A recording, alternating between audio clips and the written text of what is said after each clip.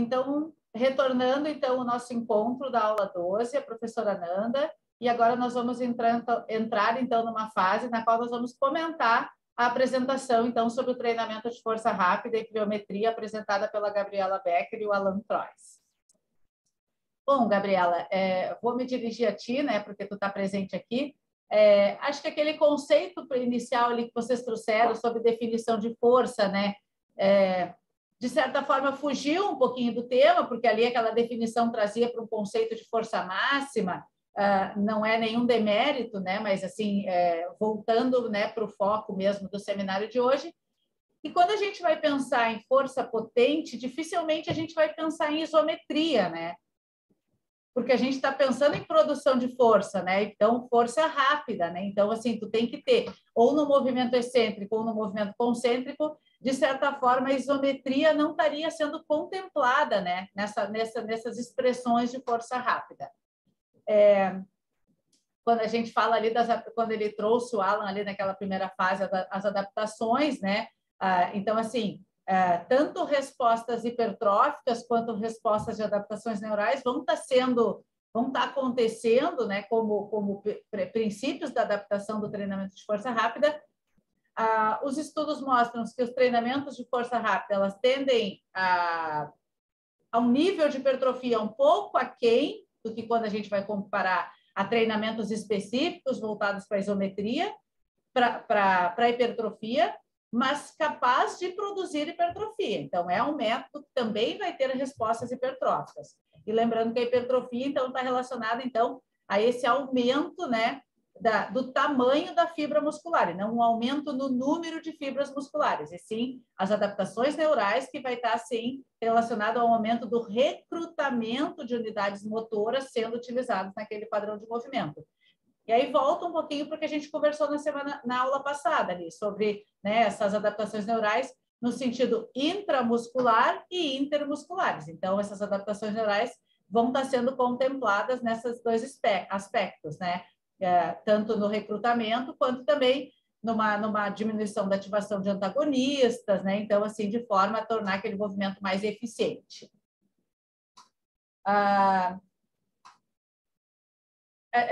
Um pouquinho antes de começar a aula, eu estava conversando um pouquinho com o professor Tartaruga, né? Então, assim, quando a gente pensa em força rápida, nem toda expressão de força rápida vai ser necessariamente um treino pliométrico, né? Eu posso estar, de repente, numa sala de musculação com um idoso e eu posso estar fazendo somente uma fase concêntrica com velocidade e posso estar trabalhando numa fase excêntrica lenta e controlada, né? E eu posso estar trabalhando essa força rápida, talvez num primeiro momento, e depois, no momento seguinte, eu posso estar... e aí entra a questão que a gente vai trabalhar no decorrer da aula, né? Sobre as adaptações, a periodização, né? Como que eu vou organizar, né? Para quem eu estou trabalhando e o que eu estou objetivando, para mim poder estar trabalhando essa relação, né? De que momento é o momento ideal para mim entrar com que forma de expressão para melhorar essa força rápida. Não, a gente ia comentar isso, mas como vocês pediram para a gente dar um foco maior na pliometria, acabou deixando de lado até pelo tempo extenso, né, da apresentação. Né? Não, perfeito. A gente pensou em botar isso. Eu só trago como um complemento, né? Assim, claro, e aí eu vou trazer para o termo lá que o Alan trouxe do subordinado. A pliometria é uma das formas que a gente tem de poder estar treinando, então, essa...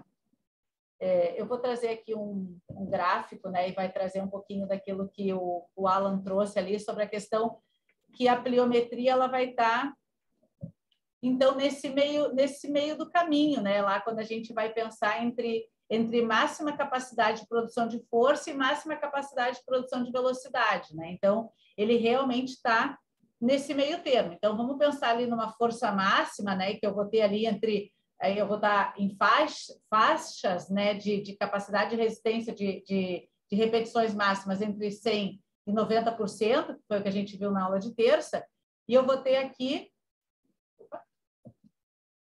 uma máxima velocidade. Aí eu vejo que eu vou ter aqui no entorno, né, de 30% a 80% de um RM, isso é uma coisa que a gente, né, que tem que ser avaliado porque tem uma individualidade biológica aqui, né? Vai ter indivíduos que vão ser extremamente potentes em cargas mais altas, mas vai ter indivíduos que vão conseguir a sua velocidade máxima em cargas não tão próximas desse 80% e vão conseguir daqui a pouco mais próximo dos 30%. Então, a gente observa que tu tem uma variação muito grande, né? 30% a 80%, né? Tu tem um mundo aqui no meio, né? Então, está avaliando essa capacidade que o atleta tem de executar a sua velocidade máxima e qual a carga que ele vai conseguir estar suportando, então, nessa velocidade máxima, quando a gente pensa em treino de pliometria, não só de salto, porque daí é uma questão de execução, de saltar mais alto, mas aqui como uma forma de treinamento com carga, né? Com agachamento com carga, squat jump com carga, contra-movimento com carga, né? Então, e exercícios realizados em altas velocidades, que nem a Gabriela trouxe ali de um idoso sentar e levantar, né? Então, tu pode estar associando a esse movimento na prescrição de treinamento também, né? O aumento de carga para essa execução de movimento. E aí eu vou ter lá a máxima da minha velocidade com cargas muito baixas, né? Então, eu vou ter menos de 30%, então, dessa minha capacidade máxima de produção de força. Só para mostrar que é exatamente isso. Então, força e velocidade, capacidade máxima de força, capacidade máxima de produção de velocidade vão estar nos extremos. E a minha potência, né? Onde eu vou conseguir essa carga ótima, esse momento ótimo para treinar essa força rápida, vai estar ali no intermediário. Ali no final, tu trouxeste a informação, né, que o tempo mais ou menos ideal seria um período de 8 semanas de treinamento. E aí eu trago uma coisa bem de aplicação prática, né, que o estudo do Berriel, que é o preparador físico da seleção brasileira, claro, com uma população altamente treinada, e aí isso provavelmente tenha, né, a sua diferença, mas um treinamento com 4 semanas foi capaz de ver respostas significativas no aumento da altura de salto, com 4 semanas de treinamento pliométrico. Então, assim, tem que se levar em consideração de que essa população que respondeu com respostas, né, significativas de aumento de altura de salto em 4 semanas de treinamento é uma população altamente treinada. De repente, tu vai começar com uma população que não tem essa base de treinamento, tu vai precisar de mais tempo. Um colega nosso do grupo, que está fazendo agora um treinamento pliométrico voltado para corredores, né, e ver se isso gera melhora na performance de corredores amadores, também se utilizou, baseado nesse estudo do Berriel, num período de treinamento de 4 semanas. Por quê? Porque o corredor, ele quer correr, né? Então, assim, tinha que conseguir fechar a metodologia do estudo de forma com que não ocupasse um período tão longo dentro dessa periodização desses atletas amadores. E a gente vai poder ter respaldo também desse tempo mais curto, e até os revisores nos questionaram em relação ao tempo, e aí entra uma questão que às vezes tu não tem, dentro de uma periodização de uma equipe, né? Tu não tem tanto tempo para estar trabalhando treinos tão específicos de pliometria, mas, né, se a gente conseguir, aos poucos, né, os estudos virem nos mostrando que 4 semanas é capaz de nos gerar adaptações significativas, parece ser interessante. Não só por uma otimização do tempo, mas sim e também por uma questão de talvez expor por menos tempo, né, a um treino que tem um alto índice, né, pode ter um alto índice de lesões, né, e aí quando a gente traz para essa questão das lesões, tanto com o atleta, né, quanto com o indivíduo, vamos dizer assim, da academia, né, lembrar que a gente também tem que ter uma base de treinamento de força, né, para conseguir ter estruturas musculares para suportar o treinamento pliométrico dentro de uma periodização, começar com não tão altas, né? Não alturas tão altas, não saltos de caixotes tão altas, exatamente ali como o grupo trouxe, né? Buscar estratégias. Então, quando a Gabriela trouxe ali né? Eu trabalho com idosos, eu uso muito polichinelo, então a gente poderia pensar num polichinelo, num pular-corda, né, em períodos mais curtos, o próprio step com velocidade, e aí ganhando alturas de steps mais altas, né, essa resposta rápida de subir e descer, que simula muito uma escada, Então, assim, são estratégias que a gente poderia estar pensando para esse público mais idoso, como uma forma de tu introduzir a pliometria sem grandes alturas, né, de desempenho, de salto, que pode, né, não estar minimizando esse efeito do risco de lesões. E também tentar contemplar dentro de uma periodização, né, do macrociclo anual, em que momento que tu vai, né, entrar, e como foi também citado pelo grupo ali, que tu não pode trabalhar somente pliometria, né, que tu não pode esquecer da força máxima, tu não pode esquecer, né, também da hipertrofia, porque o ganho de massa muscular também é um ponto importante, assim como também da força resistente.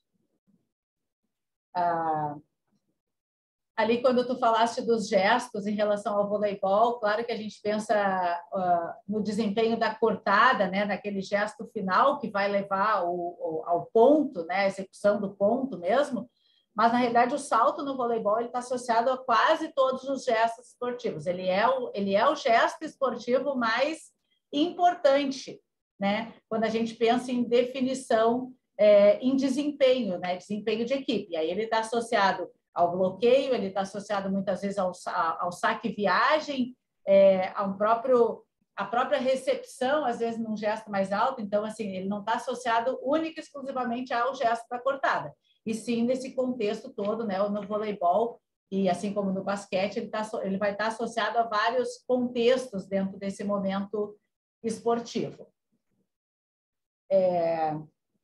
E quando a gente vai pensar também no treinamento de idosos, a gente também tem que pensar na questão que hoje se volta muito, né? O treinamento dos idosos hoje está muito voltado para o treinamento de força rápida, né? E aí eu acho que não só a pliometria, e a gente vai para aquelas outras estratégias que eu comentei ali um pouco no início, porque a perda das fibras do tipo 2 é o que mais, vamos dizer assim, é o que mais acomete o idoso. E o treinamento de força rápida, ele está agindo sobre as fibras do tipo 2, né? Então, como nós temos ali uma relação entre carga ótima e velocidade, para mim conseguir trabalhar a força rápida, eu não posso estar em velocidades muito lentas, a gente também tem que pensar que precisa do estímulo verbal e que esse idoso, e que essa forma de trabalho vai fazer com que esse idoso consiga responder muito rápido às situações de quedas, né? Então, assim, a evitar quedas. Então, uma resposta rápida do corpo, né? E isso gera uma proteção e além de uma ativação das fibras do tipo 2, evitando a perda das fibras do tipo 2, que é uma coisa que acomete o idoso, auxilia extremamente na questão de evitar possíveis riscos de queda. Algum complemento? Lorenzo, Marcos, eu começo a falar demais e eu tenho outras coisas para falar, mas vamos socializar essa conversa. Diga, Lorenzo. Prof, não é bem um complemento, é mais uma questão de entendimento. Como é que... Ainda não consegui diferenciar na minha cabeça, mas como é que eu faço para diferenciar um treinamento de força, de velocidade para um pliométrico? Tá, eu entendi que o pliométrico ele vai ser o subordinado também, vai estar ali naquele leque, mas o que eu posso dizer? Isso aqui é só um treinamento de velocidade. Isso aqui daí pode ser um treinamento pliométrico. Não consegui fazer essa diferenciação. O treinamento pliométrico vai trabalhar com esse ciclo alongamento e encurtamento. Então, com aquelas 3 fases ali que o grupo trouxe, não sei, tu estava desde o início, né, Lourenço? Então, a fase 1 ali, a fase da pré-ativação, a fase da ação isométrica do músculo, esse aumento nessa rigidez vai fazer com que aumente essa minha capacidade de armazenamento de energia elástica. A segunda fase do alongamento, então, onde eu vou ter uma energia mecânica que vai ser acumulada, então, nessa minha unidade músculo-tendínea, em forma de energia potencial elástica. E aí, na fase concêntrica, eu vou ter essa ação, essa energia acumulada transformada em energia que vai ser ou numa energia potencial gravitacional, que vai ser na execução de um salto, ou numa energia cinética, que vai ser num sprint, né, numa propulsão, numa velocidade.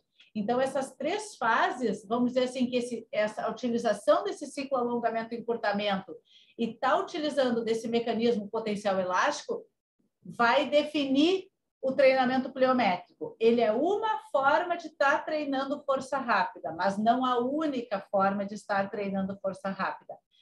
Claro que quando a gente pensa em gestos esportivos, ele está extremamente associado, né? Porque e eu diria que as atividades gerais do cotidiano estão muito mais aplicadas a esse padrão, né? Esse uso do ciclo alongamento e encurtamento, mas ele não vai ser único e exclusivamente, né? Essa única forma, da mesmo jeito que eu coloquei ali. Eu posso estar trabalhando uma fase concêntrica muito rápido e posso estar pedindo lá no extensor de joelho, cuida da fase excêntrica, controla, vamos fazer a fase concêntrica na máxima velocidade possível, com uma determinada resistência, que aí eu vou ter que cuidar, porque se eu começar a botar carga demais, eu vou reduzir na minha velocidade e eu vou estar saindo dessa minha zona ótima do treinamento de potência, mas que para definir, vamos dizer assim, para caracterizar o treinamento pliométrico, eu vou estar usando dessas 3 fases desse ciclo alongamento e encurtamento. Gabriela? Não, eu ia te dar um exemplo mais na prática. A gente deu o exemplo do apoio com palma, né?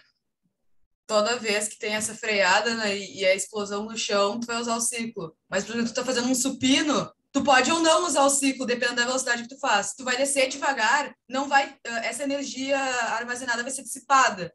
Então, na hora de subir, tu não vai mais ter esse componente elástico atuando junto com a força produzida, entendeu? Então, se tu descer devagar e subir devagar, tu não vai ter um treinamento tão pliométrico, tu vai ter um treinamento mais de potência, tipo, não sei se tu entendeu. Na realidade, vai ter um treinamento de força, né? Tu não vai na fase concêntrica poder ter a ajuda dessa energia, né? Energia potencial elástica também te auxiliando para esse movimento junto na fase do teu movimento concêntrico. É isso aí. Eu acho que essas 3 fases, né? Elas têm que estar, né? Elas têm que estar bem claras, assim, quando a gente vai pensar na pliometria, né? E lembrando, né, dessa relação velocidade, força e velocidade. Eu vou compartilhar com vocês aqui um gráfico que até o professor traz na apostila e que ele fala ali das 3 fases, né, do teste do drop jump, né? Então, assim, para a gente pensar que pode ter essa...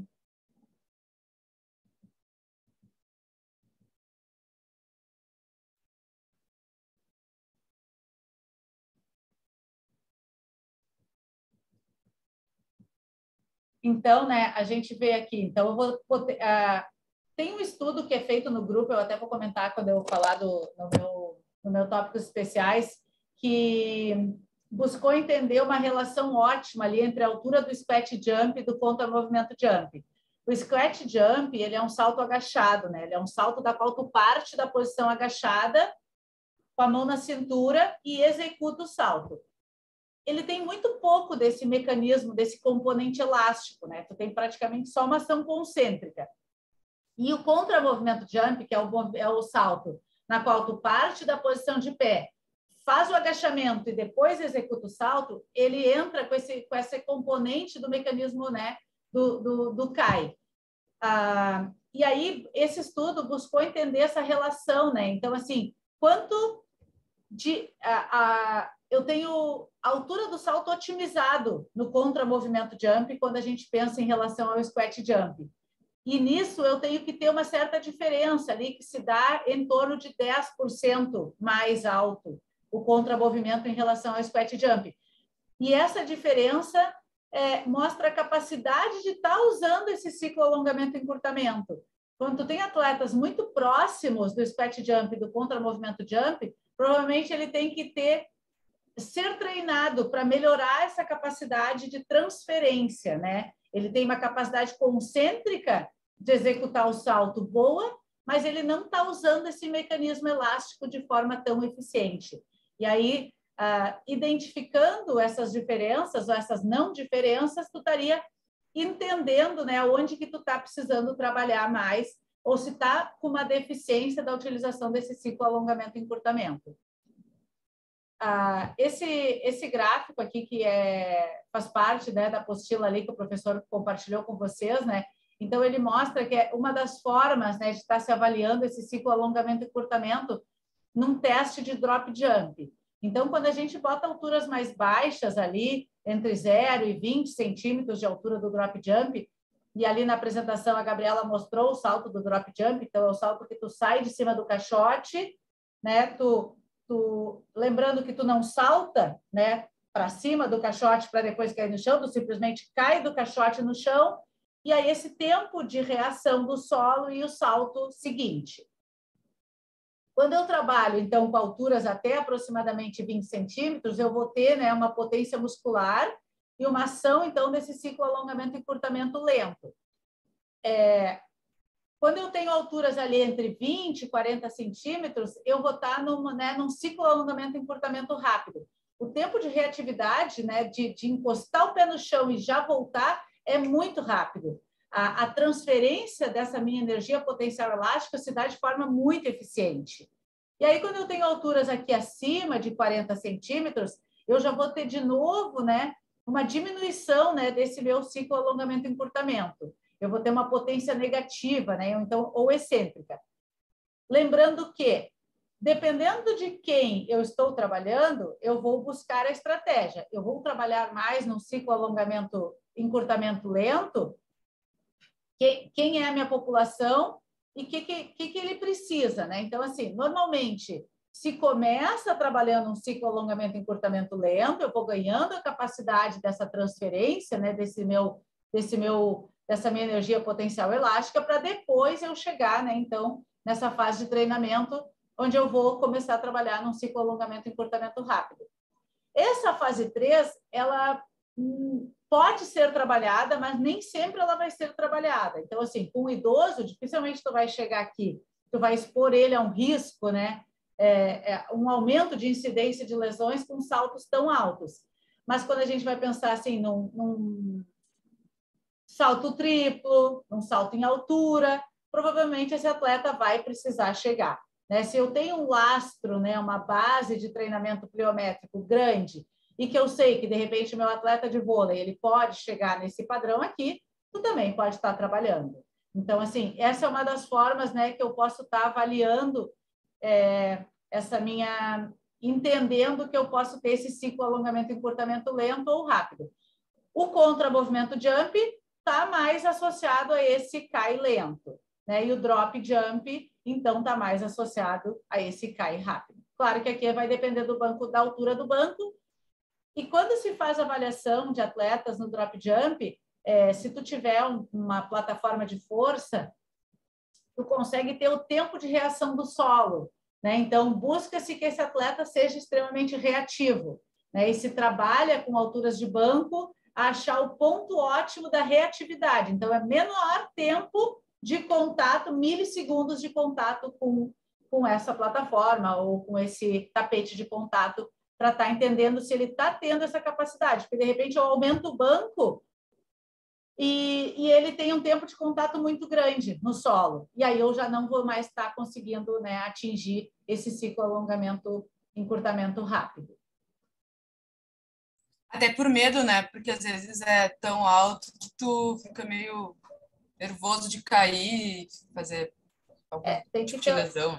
Tem que ser progressivo, né? E aí, assim, a gente até estava comentando, se não progressivo, né, quando a gente pensa em atletas de alto rendimento, num macrociclo anual, né, poderia ser, o professor até citou de escolas cubanas que trabalham nessa fase excêntrica, lá onde tu já tem uma diminuição desse ciclo alongamento e encurtamento rápido, mas como se estivesse na formação do atleta, né? Então, assim, aquele atleta que começou no juvenil com 14 anos, em alguma fase dessa preparação para a vida esportiva, eu vou entrar, né, com intensidades mais altas.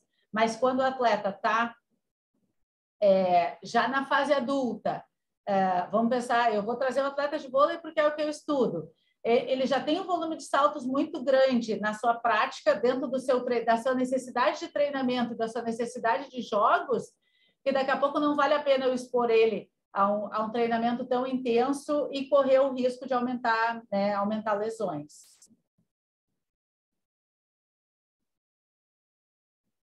Acho que é isso, gente. Hoje, da minha parte, né? De novo, parabenizar, né, o grupo, acho que foi muito bom. Né? E a questão também ali, né? De entender, dentro da modalidade esportiva, que momento que eu vou estar entrando com esse treino mais específico de força rápida ou de pliometria. E aí, dependendo da modalidade esportiva, normalmente o período de base vai estar mais associado a treinamento de força máxima ou, dependendo da modalidade, treinamento de resistência de força. Né? Mas eu posso estar trabalhando treinamento de força rápida ou no momento de transferência para velocidade, né? Então, eu começo com força, resistência de força, força máxima, treinamento de força rápida, e depois eu vou só para velocidade e eu vou tirando um pouco desse componente de força. Ou então, no caso de atletas que precisam ser mais potentes, como é o voleibol, eu trabalho no período de base com resistência de força, força máxima, e conforme eu vou indo para o período mais específico, eu vou entrando com treinamentos mais pliométricos. Então, entender em que momento que eu vou jogar isso dentro da periodização vai depender também muito da modalidade esportiva que está em questão.